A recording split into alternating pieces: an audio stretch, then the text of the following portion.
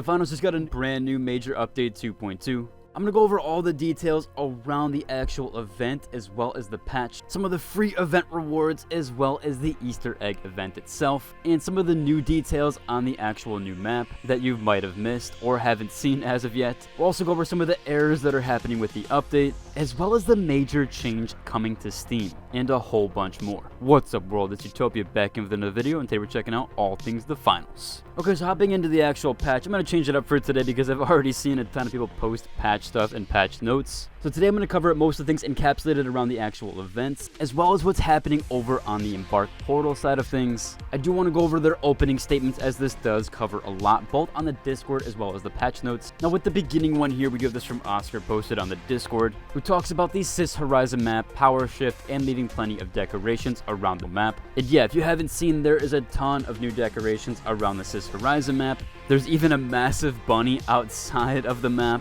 There's a lot of really cool hidden details within there, so if you haven't seen it already and played the game mode, you should definitely check it out. There's actually a decent amount of changes with all the decorations. Some really cool hidden details that I'm sure people will discover later on as well. Now they actually have an announcement here going back on some of the previous updates that they gave before in my last video. So they said earlier this week they had announced that they were going to remove a couple game modes. This was to make room for both the Bunny Bash and Cash Out. However, after all the feedback they received and the love shown for Banquet, they've changed their plan. So Banquet will stay and will still be available from Quick Play. However, they did remove the unranked tournament, which will make room for Cash Out. I can understand a few grievances with that, although I think at this point now most people have seen the tournament mode and what it kind of offers. So I do think that the push to have people go into ranked and just kind of queue up in the Quick Play section, that's definitely going to help with more fleshed out things and push people to play ranked and actually get more players into ranked, which I do think will help with the cheating problem, as well as just kind of the balance there with people getting matched up with more equal statuses or more equal ranks. Now I will go over some of the major changes with this patch notes. However, there's been plenty of videos that have already gone over basically all of them. So they did have a huge weapon rebalancing. One of the big ones here is that F-Car actually did finally get its nerf. They adjusted the recoil pattern to make the weapon slightly less easy to control.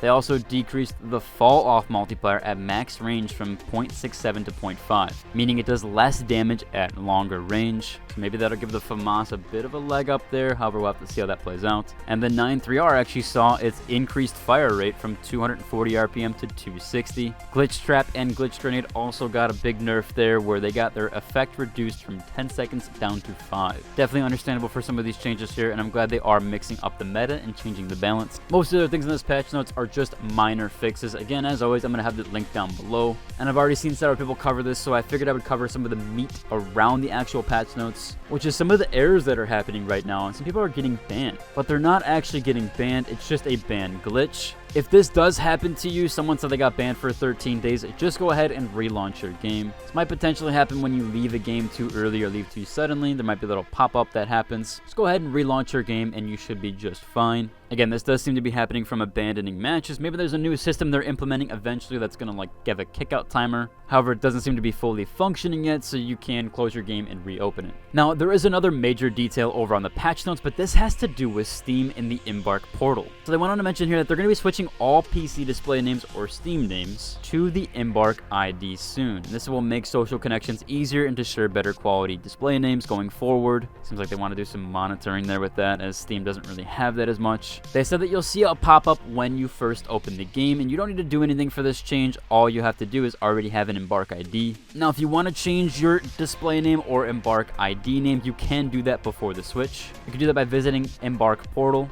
And again, they said there's no way to lose rank or losing any progress or friends on the social page due to this change. And of course, this will not affect console players at all. And really cool, you can actually change your display name every 10 minutes. When they do make that switch though, I don't know if it will be every 10 minutes. A lot of different online games, or a lot of games that use the actual ID system, typically have it set around a week to 2 weeks, sometimes even a month. So I would do that now if you want to actually change your display name and get that going, so that way you can kind of change back if you feel that you don't need to, or if you feel like you want an original name, or if you feel like you don't even remember the name that you had. I'll leave a link down below so that you can actually log into this Embark portal here. Again, a decently massive change, at least for the ID name, so you might see different names on your friends list if you do have PC players added. So So just make note of that some of your friends might have some different names, and your name might also be different in the coming days. Now, we've had some questions on the bunny suit or the bunny suit DLC. So this is actually a DLC within Steam. It's also a DLC on the console platforms. It's not located in the store at all, so you do have to actually go to the DLC pages, whether it's the store page for the console platforms or the store page for the Steam platform, and that will be located under the DLC section. It's actually right there, just underneath the game.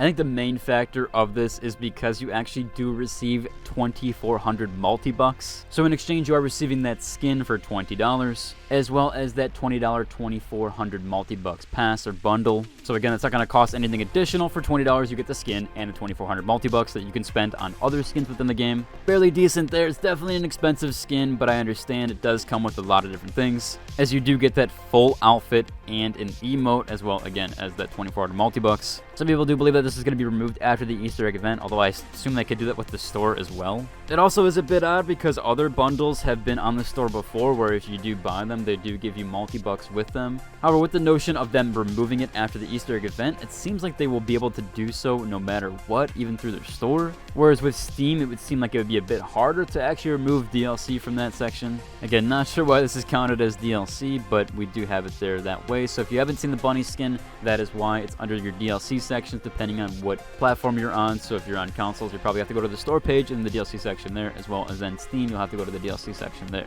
Now, we do have those brand new skins and bundles in the actual store this time, and again, not DLC. That is the Lollipop skin, as well as the new stick bundles or the wood bundle. This is the Sugar Rush bundle and the Foliage set, respectively. I think the Foliage set looks really cool. There's a lot of praise for it currently. Embark is definitely picking it up on the cosmetic side of things. And again, there is that free cosmetic right now, which is the Goo Grenade skin, the Tama Trauma. So make sure you do pick that up now, as after this Easter egg event, I'm assuming that's going to definitely go away. And again, it's completely free, as with other skins. You just buy it out of the store. It's 0 multi-bucks. Now, last minute mentionable here, we've had a lot of people talk about the concurrent player count. I know we keep going over this, but it is kind of weird and wary, as they did have a comment here, or did have a thread here pointing this out. Where again, if we look and compare the finals trailers to Apex Legends' recent trailer, the finals trailer hit 5.6 million views over on YouTube, where Apex Legends' new breakout launch trailer only hit 1.2 and 1.4 million respectively. I do think that's mostly in part to when Apex actually launched. It launched alongside not a lot of other games and wasn't in a saturated market. Although it's really cool to see that Embark has this good push and their trailers are awesome, so that definitely could be that too. People have had their reasonings here, but I do think eventually it will pick up no matter what, especially if they keep pushing out updates as fast and frequent as they are. Overall, it should about cover today's video. If you like and subscribe, and it's the next doses.